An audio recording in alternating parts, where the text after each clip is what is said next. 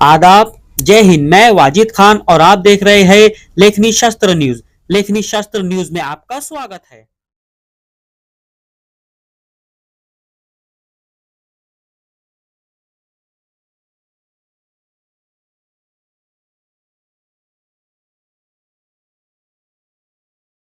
मजलिस इत्तेहादुल मुस्लिमीन बुल्ढाना ज़िला की ओर से आज माननीय जिला पुलिस अधीक्षक साहब को एक निवेदन दिया गया कि 28 मार्च 2024 को छत्रपति शिवाजी महाराज की जयंती तिथि के हिसाब से नांदोरा शहर के अंदर आयोजित की गई थी।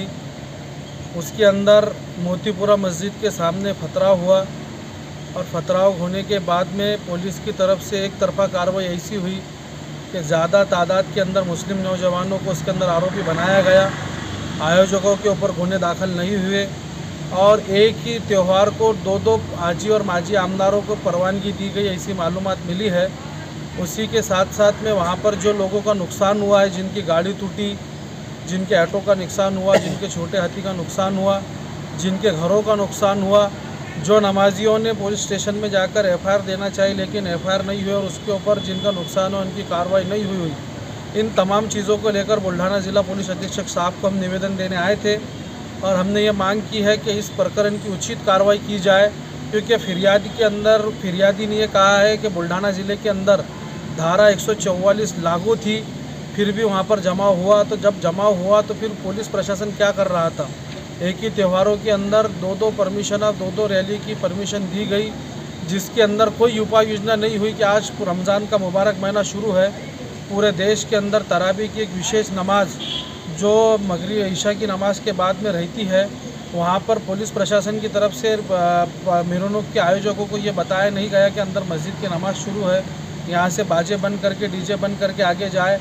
इस तरह की कोई भी उपाय योजना नहीं की गई, जिससे वहाँ पर एक माहौल ख़राब हुआ और एक मुस्लिम नौजवानों को टारगेट किया गया। तो हमने एसपी साहब से इस सभी मांग की उचित कार्रवाई करके स्पष्ट वहाँ पर हमने मांग की है कि यहाँ पर एकदम पारदर्शी तरीके से इसकी चौकसी हो। इस मांग को लेकर हमने निवेदन दिए थे। एसपी साहब बाहर है, वो नहीं होने की वजह से हमने यहाँ पर हमारा मेमोरेंडम पहुँचा दिया और हमारी एक आशा है कि इंशाअल्लाह हमारे साथ में नाइंसाफ़ी नहीं होंगी। जो लोग हकीकत में बाहर थे उनको इसमें से निकाला जाए।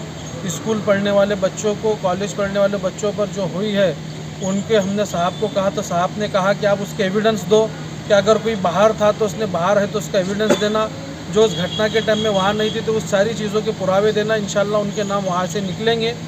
और हमने ये कहा कि जो आयोजक थे जिनके नाम पे परमिशन थी उनके ऊपर कार्रवाई हो, तो हमको भरोसा दिलाया गया है कि इंशाल्लाह उचित कार्रवाई होगी।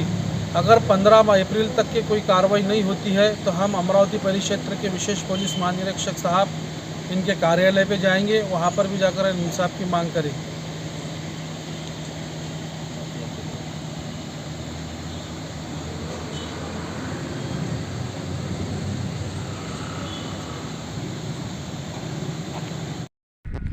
नेपानगर में भूमाफियाओं ने